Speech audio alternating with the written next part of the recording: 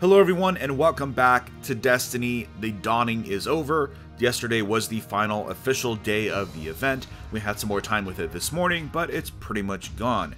In its place is nothing. So right now we're kind of in a lull. This is bound to happen from time to time, as eager as Bungie is to fill up as much content as possible. It's just not realistic for there to be something to do all the time, which I suppose is part of the endgame that they still have to address.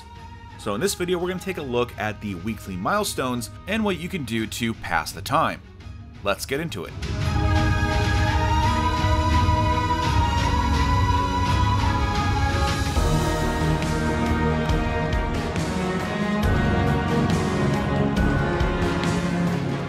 Starting with your milestones, we start with the flashpoint on the EDZ. We have Clan XP, your Nightfall, the Leviathan completion, Call to Arms, and Heroic Strikes as your sources for powerful gear. And be sure to remember that 3 of Coins works really well to get exotic gear from these milestones, so be sure to have one active when you collect the rewards.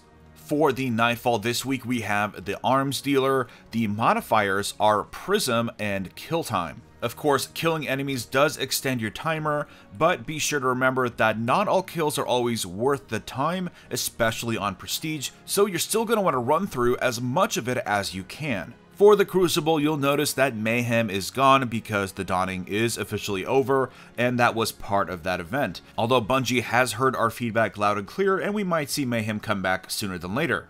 Now, on the subject of the Crucible, a lot of really interesting data was mined from the PC version of the game that had a lot of files for the Crimson event, including a lot of UI elements that were actually data mined. Here's a quick show of what they are. Shoutout goes to Reddit user Ginser for putting this all together. This stuff, of course, looks really cool, but it does bode the question of whether or not this is going to be pretty much the same as the Dawning, as far as it being a Eververse-centric event.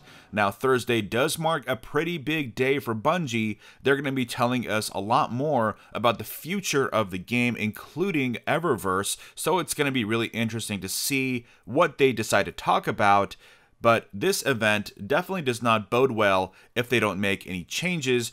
Bungie's probably going to have the same amount of backlash as they did for the Dawning, which would be very unfortunate. The Dawning was one of my favorite events in Destiny 1, and sadly, it was kind of tarnished by the whole Eververse controversies that are going on right now. I hope it doesn't carry over into Crimson Days.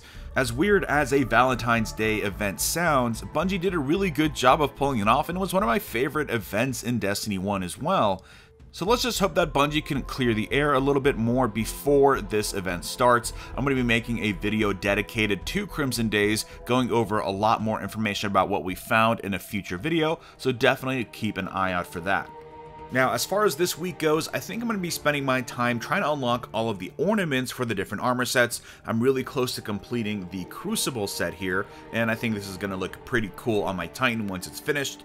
Let me know in the comments below what you're working on this week, and are you anxious about what Bungie has to say on Thursday with the return of This Week at Bungie?